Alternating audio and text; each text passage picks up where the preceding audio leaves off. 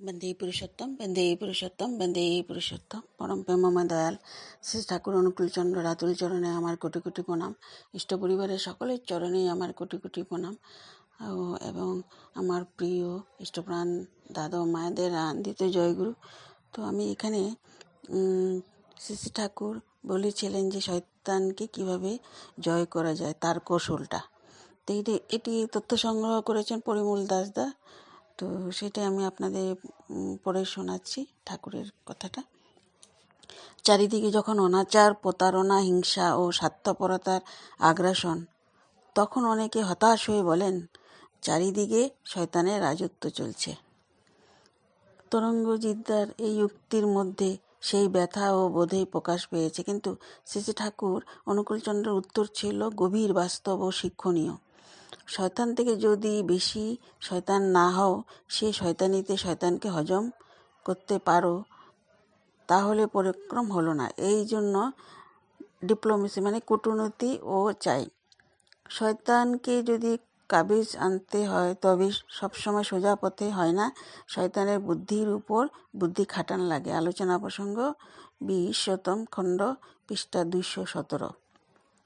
ঠাকুরের এই বাণী শুধুমাত্র একটি চতুর কৌশলের পরামর্শ নয়, এটি মানুষের বীর্য, বুদ্ধি ও বিবেককে জাগ্রত করার একটি মহামন্ত্র। শয়তানের বিরুদ্ধে যুদ্ধ মানে নিজের পরাক্রমের পরীক্ষা। শয়তান মানে শুধু কোনো দুষ্ট শক্তি নয়, বরং যে কোনো বিকৃত প্রবৃত্তি, স্বার্থপরতা বা ধ্বংসাত্মক চিন্তা, যা মানুষকে ইষ্ট ও আদর্শ থেকে বিচ্যুত করে। ঠাকুর বলেন, যে মানুষ নিজের স্থিতি হারায় না, বরং প্রতিকূলতার মধ্যে নিজের আদর্শকে রক্ষা করে, সেই প্রকৃত পরাক্রমশালী। সোজা পথ সবসময় কার্যকর নয়। ঠাকুর কূটনীতি শব্দটি ব্যবহার করেছেন অত্যন্ত তাৎপর্যপূর্ণ অর্থে।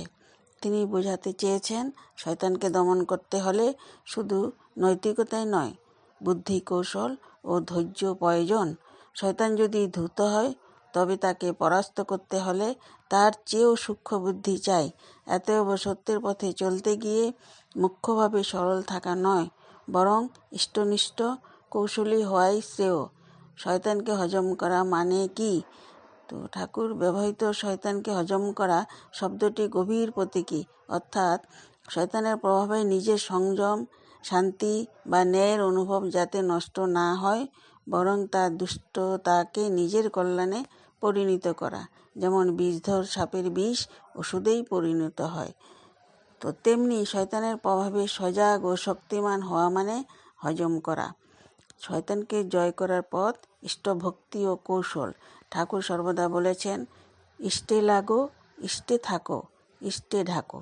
যে ব্যক্তি ইষ্টে স্থিত থাকে, তার মধ্যে এমন এক অন্তর্যামী বুদ্ধি জাগ্রত হয়, যা শয়তানকে নত করতে পারে। তাই ঠাকুরের কৌশল কেবল জাগতিক কূটনীতি নয়, বরং ইষ্টনিষ্ঠ কৌশল, যেখানে বুদ্ধি, ভক্তি ও কর্ম তিনটি একত্রে কাজ করে। শ্রী ঠাকুর শয়তানকে জয়ের পথ ইষ্টভক্তি ও কৌশল। ঠাকুর আমাদের শেখান শুধু সৎ হওয়া নয়, সৎভাবে কৌশলী হওয়া। কারণ শয়তানের রাজত্বে টিকে থাকতে হলে ইষ্টে প্রতিষ্ঠিত বুদ্ধি ও কূটনীতি, এই দুই প্রয়োজন। যে ব্যক্তি মনে শয়তানকে জয় করতে পারে, সেই জগতে শয়তানকে জয় করতে পারবে। সোজা পথে চলা শ্রেয়, কিন্তু শয়তানের পথে সরল থাকা নয়। ইষ্টনিষ্ঠ কৌশলে মুক্তির পথ। ঠাকুর অনুকূলচন্দ্রের এটি ভাবার্থ। তো আমি আরেকটি পড়ে শোনাচ্ছি। স্মৃতির মালা, শ্রী মণিলাল চক্রবর্তী থেকে সংগৃহীত। এখানে ঠাকুর যে বিভিন্ন যুগে এসেছিলেন, তারই কিছু পরিচয় আমরা পাই। ঠাকুর নিত্যদিনের মতো আজও 5 অক্টোবর 1961 সালে পাল্লালে উপবিষ্ট। শ্রদ্ধেয় কেষ্টদাস শ্রীকৃষ্ণ ভট্টাচার্য প্রেসিডেন্ট সৎসঙ্গে ছোট ছেলে চাওয়ে সাজ ভর্তি বড় বড় টগর ফুল এনে শ্রী ঠাকুরকে প্রণাম করলেন। ঠাকুর 2-1টা টগর ফুল হাতে নিয়ে আবার সাজিতে রেখে দিয়ে কী যেন ভাবতে লাগলেন। মনে হলো যেন সুদূর অতীতে কোনো ঘটনা তার মনে পড়ে গেল।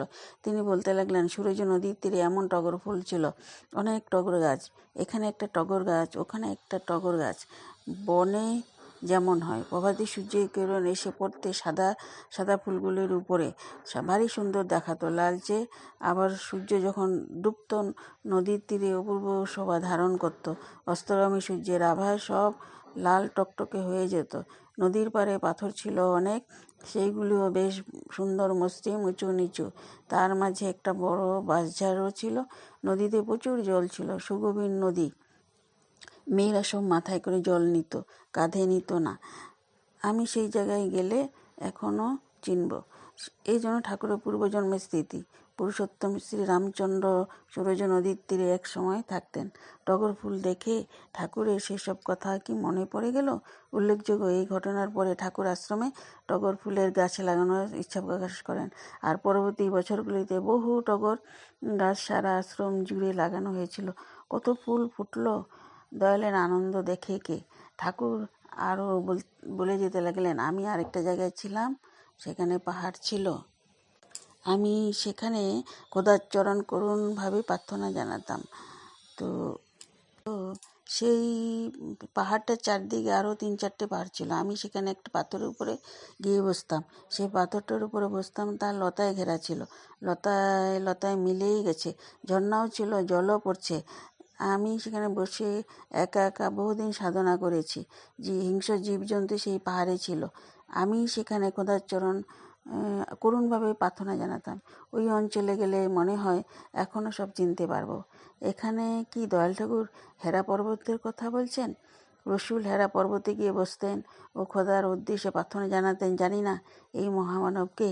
তবে তার এই নয়নাভিরাম অভিব্যক্তি নিজের চোখে দেখে বুঝে একটাই কথা মনে হয়েছে যে এইসব তারই আত্মপরিচয়। ক্বচিৎ কখনো বিদ্যুৎ ঝলকের মতো জাগতিক সাধারণ ঘটনার সূত্রে ধরে তিনি আমাদের কাছে এভাবে ধরা দিতেন।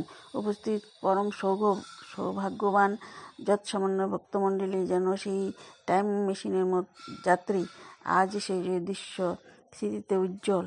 এটি স্মৃতিমালা মণিলাল চক্রবর্তী, শ্রদ্ধেয় মণিলাল চক্রবর্তী লিখেছিলেন। তো আমি আপনাদের সাথে শেয়ার করলাম। জয়গুরু, সর্বই মঙ্গল হোক।